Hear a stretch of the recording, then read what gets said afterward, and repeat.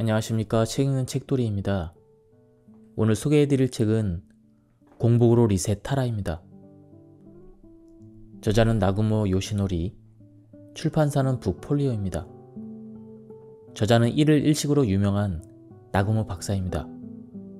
이 책에서는 공복 노하우를 비롯해 자신의 환경이나 몸 상태에 맞게 공복을 실천하는 방법, 공복을 달래주는 양질의 간식 선택법 등이 실려 있어서 절식의 스트레스와 부담을 낮춰주고 있습니다. 이 책은 총 4가지 파트로 구성되어 있는데요. 1장은 몸의 연소 회로에 대해서, 2장은 공복생활은 왜 몸에 좋은가, 제3장 공복생활로 더 건강해진다, 제4장 몸과 마음의 소리에 귀를 기울인다. 이처럼 공복을 위한 노하우뿐만 아니라 그 원리를 쉽게 설명해주고 있습니다. 저자는 진정한 공복일 때 식사를 하라고 조언하고 있습니다. 단순히 시간에 맞춰서 먹는 것이 아니라 배에서 꼬르륵 소리가 날 때 먹으라고 조언하고 있습니다. 이 책은 식이요법뿐만 아니라 일상에서 쉽게 할 수 있는 운동 방법에 대해서도 설명을 해주고 있습니다. 일상생활에서 간단하게 실현 가능하면서도 건강은 물론 장수와 아름다움이라는 3마리 토끼를 잡을 수 있는 건강법들을 알려주고 있습니다. 그러면 본격적으로 책 내용 속으로 들어가 보도록 하겠습니다. 좋아요, 구독, 알람 설정은 저에게 큰 힘이 됩니다. 만약 내 인생이 앞으로 3일 남았다면 그 3일 동안 무엇을 하며 지낼 것인가? 이 질문에 답한 뒤에는 다음 질문으로 넘어갔으면 한다. 살아갈 날이 딱 3개월 남았다면 남은 시간을 어떻게 보낼 것인가? 책을 덮고 찬찬히 답을 생각해보자. 인생의 유통기한이 앞으로 3일 남은 상황, 몸이 건강하고 돈도 자유롭게 쓸 수 있다면 많은 사람들은 최고로 맛있는 것을 먹고 음주 가무를 즐기며 최대한 즐겁게 남은 생을 보내고 싶어 할 것이다. 즉, 인생의 단기 목표는 쾌락이다. 지문을 바꿔서 3일이 아니라 3개월이 남았다면 대답은 어떻게 달라질까? 지금까지 단 한 번도 가보지 못한 낯선 곳에 가서 난생 처음 맛보는 여행의 즐거움을 누리고 싶다는 사람들이 압도적으로 많다. 이처럼 인생의 중기 목표는 일상에서의 탈출이다. 그 시간이 3년이라면 어떨까? 3년 동안 매일같이 폭음폭식을 할 수도 없고 해외여행을 3년이나 다니는 사람도 드물 것이다. 무엇보다 체력이 허락하지 않을 테니 그런 연휴에선지 대부분의 사람들은 가족과 보내는 시간을 좀 더 소중히 여기겠다. 지금 하는 일을 꾸준히 해 나가겠다고 대답한다. 요컨대 인생의 장기 목표는 변함없는 일상이다. 아버지와 긴 이별 인사를 나눈 뒤 비로소 인생의 소중한 것들이 보이기 시작했다.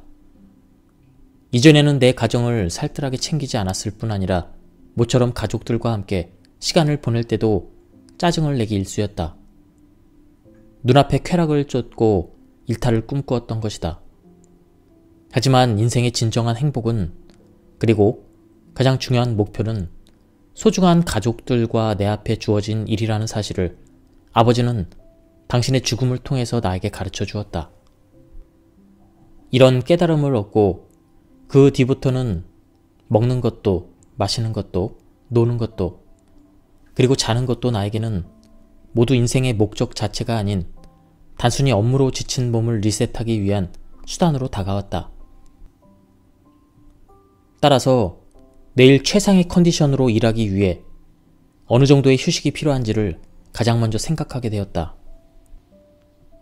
프로야구 선수에게는 매일같이 안타를 치는 일상이 바로 인생의 목적이 되고 눈앞의 쾌락이나 일탈은 지나쳐가는 수단에 지나지 않는다. 야구선수 이치로 선수가 매일 안타를 날려야 하듯 나도 매일 같은 수술을 성공적으로 마쳐야 한다. 아무리 풍부한 수술 경험을 쌓고 기술을 갈고 닦아도 의학은 마법이 아니다. 그리고 나 역시 나약한 한 명의 인간일 뿐이다. 그래서 조금만 긴장을 늦춰도, 그리고 아주 사소한 실수를 범해도 환자에게는 치명적인 영향을 미칠 수 있다. 그렇기에 가벼운 오락거리나 기분 전환은 자제하고 내일을 차분히 준비해야 된다는 얘기다. 궁극적으로 하루하루 최고의 컨디션을 발휘하며 주어진 일을 최선을 다해서 하는 것이 내 인생의 목표인 것이다. 주어진 시간이 3년밖에 남지 않았다 하더라도 나는 내일도, 모레도, 또 마지막 날에도 오늘과 마찬가지로 환자를 돌보다 그렇게 가고 싶다. 이 간절한 바람을 이루기 위해 1일 1식을 지키고 일찍 자고 일찍 일어나는 규칙적인 습관을 하는 것이다.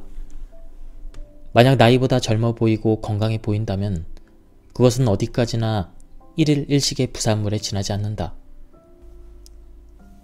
날씬한 몸매와 번지르르한 겉모습이 인생의 목표는 아니란 뜻이다.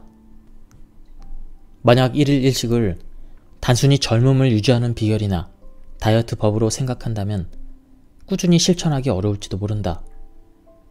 이는 당장 눈앞에 보이는 결과물에 집착해서 인생의 장기 목표를 도외시하기 때문이다. 우리는 무엇 때문에 이 세상에 태어났고 무엇을 위해 살고 있을까? 저마다 인생의 목표를 깨닫고 그 목표를 이루기 위해 최상의 컨디션을 도모했을 때 비로소 공복의 기적을 맛볼 수 있다. 인간은 공복에 대해서 알아야 먹는 것, 사는 것, 그것의 의미를 찾을 수 있다고 나는 생각한다. 더욱이 자신이 찾은 삶의 의미가 가족을 비롯해 주변 모든 사람들의 행복과 이어진다면 최고의 인생을 누릴 수 있을 것이다. 이 책에서는 그 모든 바람을 담아 1일 1식에서 한 걸음 더 나아가 진정한 공복론을 전하고자 한다. 며칠 동안 먹지 않고도 살 수 있는 인체 메커니즘. 탄수화물은 연소 효율이 나쁘고 또 무겁다. 따라서 하루에 필요한 에너지를 모두 탄수화물로 저장한다면 몸이 무거워서 움직이지 못할 것이다.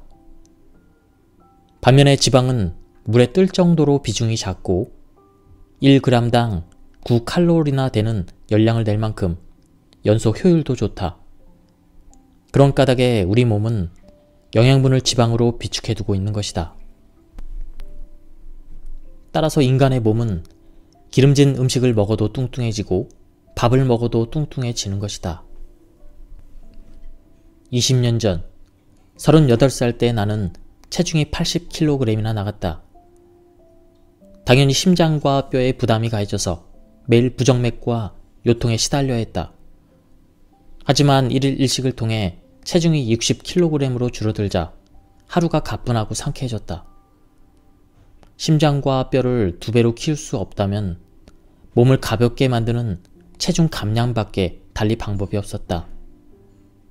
이와 같이 체중 감량을 통해 인체의 효율을 높이는 일은 오늘날의 현대인에게 절실한 문제이다.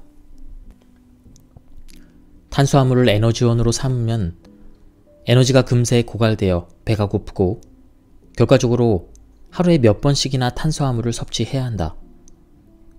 게다가 탄수화물이 연소될 때는 지방이 연소되지 않는다. 하루 3끼를 꼬박꼬박 챙겨 먹어도 끊임없이 배가 고프고 노력해도 전혀 살이 빠지지 않는 것은 바로 이 때문이다. 그래서 과감하게 하루에 한 끼, 1일 1식을 추천한다. 하루에 한 끼만 먹으면 바로 이용할 수 있는 탄수화물이 몸에 들어오지 않기 때문에 탄수화물 회로가 정지하고 지방 연소가 시작된다. 이때 몸에 불필요한 지방이 남아있는 한 먹지 않아도 생명에는 전혀 지장이 없다. 지구상의 생물은 굶주림에 맞서 치열하게 투쟁해왔다. 그런데 공복이 아닌 만복 상태에서는 굳이 뜨거운 생명력이 표출될 필요가 없다. 이런 상태가 지속되면 에너지의 씨앗이 움츠러들게 마련이다. 요컨대 공복 상태일 때 비로소 생명력이 솟구치게 되는 것이다. 배에서 꼬르륵 소리가 날 때 뇌에서는 젊음을 불러오는 호르몬인 성장 호르몬이 분비되어 지방을 연소시키고 피부와 점막을 젊게 만들어준다. 두 번째 꼬르륵 신호가 왔을 때는 노화방지 유전자인 시루투인 유전자가 발현해서 몸 안에 손상된 유전자를 복구시켜준다. 세 번째 꼬르륵 소리가 들릴 때는 지방세포에서 아디포넥신이라는 장수 유전자가 분비되어 혈관을 막고 깨끗하게 정화시켜준다. 이런 결과들을 아울러 보면 1일 1식은 안티에이징 요법이라고 할 수 있다. 1일 1식을 하는 이유에 대해서 단순히 예뻐 보이고 싶어서 매력적인 사람이 되고 싶어서 라고 대답한다면 1일 1식을 다시 생각해 줬으면 한다. 1일 1식의 진정한 목적은 매일매일 최고의 컨디션으로 일하는 것이다. 인생에서 아무런 행복을 느끼지 못한다면 그것은 아무런 목적 없이 살고 있기 때문이다. 무엇을 위해 태어났고 무엇을 위해 살고 있는지에 대한 진지한 고민이 없는 사람은 눈앞의 쾌락이나 일상에서의 탈출에만 시선을 고정한다. 하지만 인생의 목적이 변함없는 일상에 있다는 사실을 깨닫게 되면 오늘 하루를 의미 없이 흘려보내지는 않을 것이다. 일을 대충 하지도 않고 가족을 홀대하지 않을 것이다. 내가 만약 나이에 비해서 조금이라도 젊어 보인다면 단순히 겉으로 드러나는 외모 때문이 아니라 의사로서 최상의 컨디션을 유지하며 일에 매진할 수 있도록 매일 내 자신을 리셋하려고 노력하기 때문이다. 1일 1식은 최상의 컨디션을 유지하기 위한 최고의 리셋 처방전이다. 1일 1식의 목적은 매일 최상의 컨디션을 유지하며 활기차게 일하기 위해서이다. 그리고 체중 감량을 통해 심장과 관절의 부담을 덜기 위해서이다. 이미 심장과 관절에 전혀 문제가 없고 건강한 몸을 유지하고 있다면 굳이 식생활을 바꿀 필요는 없다. 만약에 활기찬 일상생활을 위해 매일 최상의 컨디션을 유지하겠다는 확고한 목표가 있다면 하루에 어느 정도의 식사를 했을 때 가장 쾌적하게 지낼 수 있는지 알 수 있다. 자신의 몸과 충분히 대화를 나누면서 언제 얼마나 먹을지를 스스로 판단해야 한다. 혹시 몸의 소리를 귀 기울이는 것에 익숙하지 않다면 누구나 쉽게 파악할 수 있는 신호음을 활용해보자. 배에서 꼬르륵 소리가 나면 그때 먹으면 된다. 그렇다면 간식은 먹어도 되는 것일까? 인간의 몸은 영양분이 부족하면 이를 보충하려고 하기 때문에 미리 양질의 간식을 준비해 두었다가 필요할 때마다 챙겨 먹는 게 좋다. 다만 간식을 고를 때는 몇 가지 조건이 있다. 첫째, 당류를 피할 것. 단맛이 나는 탄수화물을 총칭해서 당류 또는 당이라고 줄여 부르는데 당이 들어있는 과자는 절대로 먹지 말아야 한다. 당은 혈관 내 콜라겐과 결합해 최종 당화산물, H라고 하죠. 이것이 변성물로 바뀌는데 이 변성물질은 혈관에 들러붙어서 잘 떨어지지 않기 때문에 동맥경화의 원인이 될 수 있다. 둘째, 화학조미료를 멀리할 것. 제과업체에서는 화학조미료를 이용해 소비자의 입맛을 자사 제품에 중독되게 한다. 과자 봉지에 기재된 성분 표시를 잘 읽어보고 화학조미료가 들어있는 과자는 가능한 한 멀리 해야 한다. 일단 과자의 맛이 들이면 중독이 돼서 자꾸만 손이 가게 되는 것이다. 위에서 지적한 당류와 화학조미료를 피하고 대신 먹을 수 있는 양질의 간식을 추천한다면 견과류, 멸치, 볶은 콩은 항상 가까이에 두고 출출할 때마다 즐긴다. 견과류 중에서도 특히 아몬드와 호두에는 혈액 내에서 딱딱하게 굳지 않는 오메가3 지방산이 듬뿍 들어있어서 동맥경화 예방에도 도움이 된다. 당뇨 환자가 저혈당증에 빠지면 당뇨병성 망막증이나 저혈당 발작, 쇼크가 일어나서 생명이 위태로울 수도 있다. 그러므로 당뇨병 환자는 규칙적으로 식사를 해서 반드시 일정한 혈당치를 유지해야 한다. 하지만 보통의 건강한 성인이라면 아무리 뱃속에서 꼬르륵 소리가 심하게 울리더라도 혈당이 쉽게 떨어지지 않는다. 이는 인간의 몸이 항상성으로 유지되고 있기 때문이다. 체온 조절 중추는 항상성의 대표적인 예로 환경이 변하더라도 체온을 일정하게 유지해준다. 마찬가지로 혈압도 일정하게 유지되고 있다. 물을 많이 마시면 피가 맑아집니다. 이런 이야기를 자주 듣지만 수분을 섭취할 때마다 혈액 농도가 달라진다면 정상적인 생명 유지가 불가능하다. 물을 많이 마셔도 혈액량과 혈압은 항상 일정하게 유지된다. 혈당 역시 마찬가지다. 한두 끼 굶었다고 해서 혈당이 급격하게 떨어진다면 인간은 생명을 보존할 수 없을 것이다. 실제로 공복 상황에서는 몸속의 모든 호르몬이 활동을 개시해서 우리 몸을 지켜준다. 하루 한 끼를 언제 먹어야 할까? 인간은 본래 야행성 동물이 아닌 낮에 활동하는 동물이다. 대략 새벽 4시부터 밤 8시까지는 교감신경이 우위에 있어서 업무 모드에 가깝다. 이때 뇌는 흥분 상태가 되어 활동적으로 움직인다. 또한 심장 박동수가 빨라지고 혈관은 수축되기 때문에 혈압이 올라가고 체내 장기의 산소와 영양분이 활발하게 공급된다. 한편 소화기관은 활발하게 활동하지 않으므로 낮에는 우리 몸이 음식물을 편안하게 받아들일 수 있는 상태가 아니다. 반대로 해가 지는 저녁 무렵부터 밤이 되면 부교감 신경이 우위에 선다. 부교감 신경은 뇌 활동을 억제해서 졸음을 불러오고 이때 혈압과 체내 대사도 모두 떨어져서 그때 사용하는 에너지를 조금씩 줄여나간다. 반면에 소화 흡수가 활발해져서 에너지를 사용하기보다는 비축해두는 모드로 전환된다.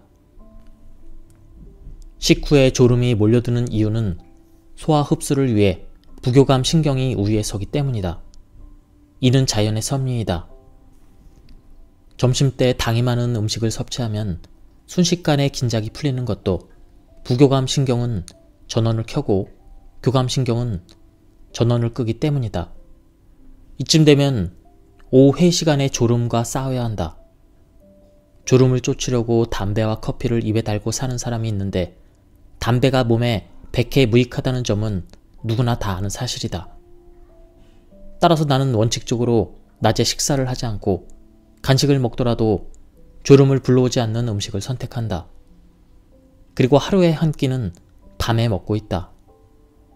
만약에 낮에 먹어도 졸리지 않는다면 만찬이 아닌 오찬을 즐기면 좋지 않을까?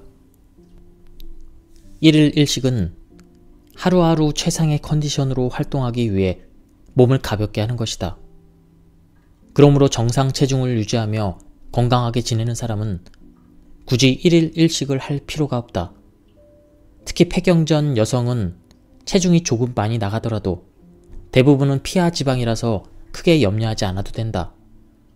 반면에 남성은 30대 이후부터 내장 지방이 쌓이기 쉽다. 1일 1식을 해야 되는 사람은 다음과 같다. 체중이 많이 나가는 사람, 30대 이후 남성과 폐경기 이후의 여성. 1일 1식을 피해야 되는 사람은 아래와 같다. 마른 사람, 그리고 성장기 어린이, 그리고 몸이 허약한 환자, 그리고 임신 중인 여성. 특히 성장기 어린이와 환자, 임신 중인 여성은 충분한 영양이 필요하기 때문에 주의해야 한다. 인간의 뇌에도 세균이나 유해물질을 비롯해 기타 불순물이 뇌 안으로 침입하지 못하도록 혈관뇌 관문이 존재한다. 이 혈관뇌 관문이라는 검문소를 통과한 물질은 뇌 보상 시스템을 자극해서 엔돌핀, 도파민, 이런 쾌감 물질을 배출한다. 이는 마약을 복용했을 때와 흡사한 반응으로 사람들을 이루 말할 수 없는 행복감에 젖어들게 한다. 마약식품의 또 다른 특징은 중독성을 갖고 있다는 점이다. 처음에는 적은 양으로도 행복감을 맛볼 수 있지만 조금씩 양을 늘리지 않으면 쾌감을 느끼지 못하고 섭취를 중단하면 초조한 상태에 빠지거나 활력이 사라지는 금단 형상을 보이게 된다. 한편 아무도 마약이라고 생각하지 않지만 마약처럼 혈관 뇌관문을 통과해서 중독을 야기하는 무시무시한 마약 식품이 있는데 그것은 바로 설탕이다. 혈액 뇌관문은 외부 불순물의 침입을 막는 것이 목적이므로 지방이나 아미노산처럼 분자량이 큰 물질은 통과하지 못한다. 따라서 뇌는 탄수화물을 이용하게 되었는데 탄수화물을 섭취하면 뇌 보상 시스템이 가동해서 즉각적으로 행복감을 느낄 수 있다. 하지만 일단 단맛에 익숙해지면 기존의 농도의 양으로는 만족감을 느낄 수 없어지므로 인간은 탄수화물을 정제해서 더 많은 양을 한꺼번에 섭취하게 되었다. 감자나 백미를 넣고 1시간 동안 똑같이 열을 가할 경우 어떻게 될까? 새까맣게 눌러붙어서 젤처럼 변한다. 이 오염물은 아무리 씻어도 지워지지 않는다. 최종 당화 산물이라고 하는 것은 바로 이것을 말한다. 이것은 쉽게 분해되지 않는 안정된 물질이다. 지금까지 우리는 동맥 경화의 주범을 콜레스테롤로 간주하고 콜레스테롤이 높은 음식은 피해야 될 음식 가운데 1순위로 꼽아왔다. 하지만 후라이팬 실험에서도 알 수 있듯 혈관 내벽에 콜레스테롤이 들러붙으면 오염물을 씻어낼 수 있지만 최종 당화 산물이 눌러붙으면 좀처럼 떨어지지 않는다. 당과 결합하기 쉬운 단백질은 콜라겐이다. 따라서 체내 콜라겐이 풍부한 곳인 혈관 벽에 최종 당화 산물이 철썩 달라붙어서 탄력성을 잃게 되고 그리고 동맥 경화를 일으킨다. 뇌나 심장 혈관에 최종 당화 산물의 찌꺼기가 붙으면 뇌졸중이나 심근경색을 야기하게 된다. 눈의 망막이나 신장에 들러붙으면 실명하거나 심부전을 일으키는 무시무시한 물질이기도 하다. 혈관 외에 콜라겐이 풍부한 부위는 바로 피부다. 최종 당화 산물은 피부 콜라겐에 들러붙어서 피부 탄력을 잃게 하고 주름이 생기게 한다. 요컨대 달콤한 음식을 좋아하는 사람은 피부 노화를 스스로 촉진하고 있는 셈이다. 이제 아름다움과 건강 사이에 밀접한 관련이 있다는 사실을 충분히 이해할 수 있을 것이다. 정리하면 노화란 콜라겐의 당화로 당은 노화 촉진 인자이자 피부 미용의 적이다. 그렇다면 혈관에 들러붙은 최종 당화 산물을 깨끗하게 제거하고 동맥경화를 예방하는 방법은 무엇일까? 첫 번째가 공복이다.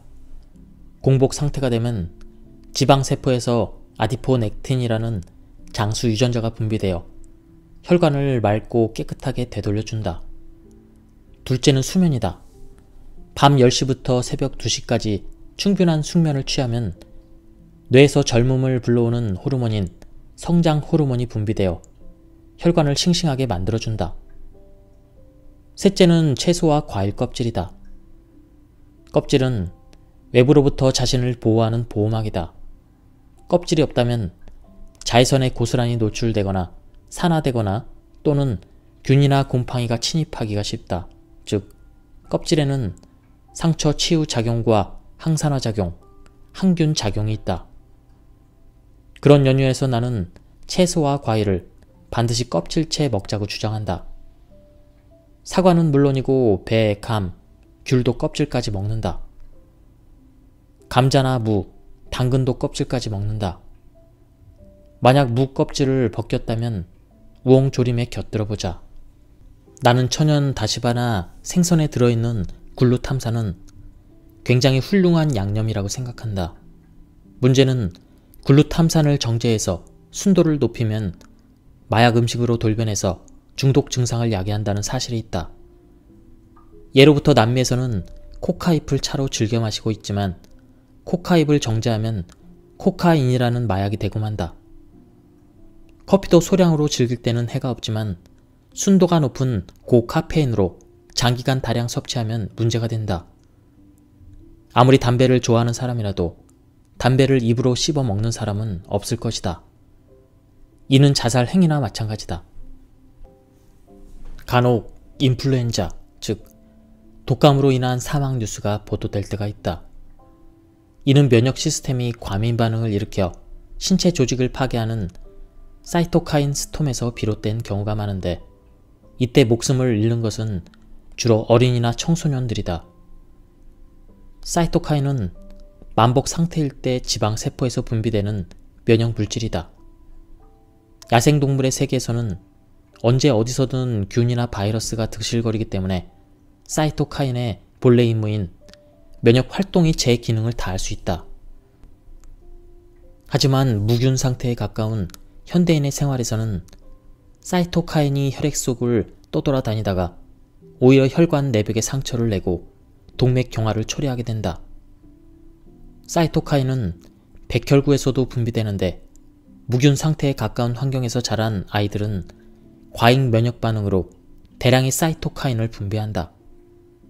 쏟아지는 사이토카인이 아이들의 혈관이나 장기를 손상시켜서 다발성 장기 부전을 초래하고 결국 죽음으로 내모는 것이다. 요컨대 추워서 감기에 걸리는 것이 아니라는 점과 또 면역력을 애써 높일 필요가 없다는 사실을 자각함으로써 건강한 공생 생활을 의미있게 시작했으면 한다. 뇌 활동에 가장 많이 쓰이는 에너지원이 바로 탄수화물이다. 몸무게의 50분의 1밖에 되지 않는 조그마한 뇌가 체내 탄수화물의 5분의 1을 소비하고 있다. 인간은 끊임없이 상상하면서 탄수화물을 소비하고 그 스트레스로 다시 단 것을 찾는다. 일단 혈액 속에 당이 있을 때는 지방이 연소되지 않으므로 점점 더 뚱뚱해진다. 앞서 마약 음식에 대해서 소개한 것을 반복하면 일단 먹으면 바로 뇌의 보상 시스템을 가동해서 쾌감 물질이 분비되고 결국 멈출 수 없는 중독을 야기하는 그런 먹거리가 바로 마약 음식이다. 마약 음식에 중독되는 것도 대뇌 심피질의 지배를 받기 때문에 생기는 현상이다. 폭은 폭식으로 몸은 비명을 지르고 있는데 심피질은 더 달라고 강요하는 것이다. 이 심피질은 우리의 뇌에서 말하는 그런 욕구를 말하는 것입니다. 중독되었는지 아닌지를 판별하는 기준은 문제가 되는 것을 끊어보면 알 수 있다. 매일 술을 마시는 사람이라면 오늘 하루 술을 끊어보는 것이다. 만약 술을 당장 끊을 수 있다면 알코올 중독이 아니지만 끊기 어렵다면 바로 병원을 가야 한다. 마찬가지로 낮 동안의 탄수화물, 당을 끊어보자. 대신 단백질은 배불리 먹어도 상관없다. 만복 상태인데도 계속 단 것이 먹고 싶다면 명백한 탄수화물 중독이다. 심피질의 지배를 받고 있는지 아닌지는 어떻게 하면 알 수 있을까? 잠자리에서 아무것도 생각하지 않고 곧바로 잠들 수 있다면 심피질의 지배를 덜 받고 있는 사람이다. 하지만 실상은 이 생각 저 생각으로 잠을 설치는 사람이 훨씬 많을 것이다. 그럼 이번에는 바로 잠들지 못하는 사람들을 위해 수면, 그 수면 이야기를 잠시 해보기로 하자. 수면에는 렘 수면과 논렘 수면이 있다. 일단 자리에 누워서 잠의 세계로 빠져들면 논렘 수면이 찾아온다. 논렘 수면일 때 뇌는 휴식을 푹 취할 수가 있다. 반면 수면의 비중이 논렘 수면에서 렘 수면으로 바뀌는 새벽녘에는 꿈을 많이 꾸게 되는데 이때 뇌는 바쁘게 움직인다. 뇌를 쉬게 하는 것이 논렘 수면의 임무라면 렘 수면의 임무는 무엇일까? 과거에 체험한 다양한 정보를 다시 한번 반추해서 이를 무작위로 재편성하면서 그 정보가 살아가는 데 필요한 정보인지 불필요한 정보인지를 구피질의 해마가 분류하는 것이다. 살아가는 데 필요한 정보 중에는 위험에 관한 정보가 있다. 예를 들어 뱀에게 물렸다거나 벌에게 쏘이는 등 위험한 체험을 망각해버리면 치명적인 실수를 거듭 저지르게 된다. 그 때문에 해마가 필요한 정보를 편도체로 보내서 좋음과 싫음으로 더욱 세분하여 분류해내는 것이다. 렘 수면은 과도한 스트레스에 시달리는 사람에게 보약과 같은 존재이다. 잊고 싶은 기억 혹은 잊어야 할 일을 마음속 깊은 곳에 묻어두는 것이 바로 렘 수면이기 때문이다.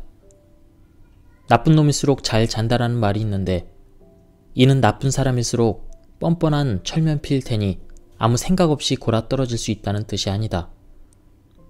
제 아무리 나쁜 사람이라도 뉘우치는 순간은 있을 것이다. 하지만 늘 죄책감에 빠져 있다 보면 제대로 생명을 영위할 수 없다. 따라서 살기 위해 렘수면 시간에 죄책감을 기억의 저편으로 몰아낼 따름이다. 뇌와 마음의 균형이 깨져서 마음이 비명을 저지를 때는 새벽녘의 렘수면이 아주 효과적이다. 만약 스트레스가 심하다면 아침에 일어나 눈이 떠져도 바로 일어나지 말고 다시 이불 속으로 기어 들어가서 얕은 꿈을 꾸면서 잠시 동안이라도 그대로 누워 있는 것이 좋다. 그러면 불편한 기억이 저 멀리 사라져서 마음이 한결 가벼워질 것이다. 많은 일을 한 번에 떠맡고 있거나 걱정거리가 있을 때 일이 손에 잡히지 않는 것은 누구나 한 번쯤 경험했을 것이다. 그럴 때는 지금 눈앞에 있는 일에만 온 정신을 집중해보자. 그 일을 마무리하면 다음 일에 몰두한다. 이미 지난 일은 후회하지 말고 아직 닥치지 않은 미래는 미리 걱정하지 않는다. 요컨대 지금 이 순간을 열심히 살아가는 것이다. 이 책에서 나오는 신피질은 우리가 우리 내면에서 우리 자신을 괴롭히는 우리 자신의 목소리를 말하는 것입니다. 신피질의 지배에서 벗어나는 일은 인간이 생존해 나가는데 아주 중요한 분기점이 된다. 신피질의 무차별적인 공격을 받으며 자신이 분열되려고 할 때 도움이 되는 방법이 있다.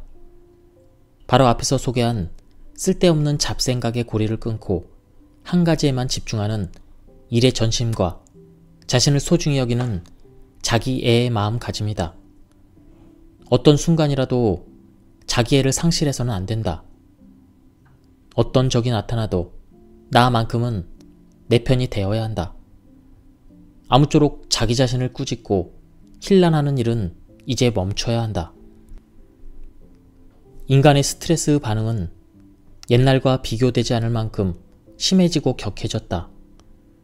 조금이라도 타인에게 분노하거나 실망하면 불쾌감을 오래도록 잊지 않고 뇌 안에 쌓아두고 그 기억 자체가 트라우마로 작용하거나 스스로의 마음을 서서히 좀먹을 때가 많다. 과보호는 몸과 마음의 정상적인 방어 기능을 손상시킬 뿐만 아니라 과잉 반응을 야기해서 스스로를 공격하게 되는 현상으로 이어진다. 지금이야말로 너무 많이 먹지 말고 너무 따뜻하게 하지 말고 지나치게 씻지 말고 지나치게 생각하지 않는 생활에 관심을 가져야 할 때이다. 예, 지금까지 이 책에 대한 리뷰를 모두 마쳤습니다. 이 책은 안타깝지만 지금 절판이 된 상태입니다. 중고책 온라인으로 구하시면은 아주 착한 가격에 지금 구하실 수 있을 것 같습니다. 한번 구해서 읽어보실 것을 추천드립니다. 그리고 이게 반응이 좋으면 언젠가는 재출간이 되지 않을까 예상도 해봅니다. 예, 여기까지 들어주셔서 감사합니다.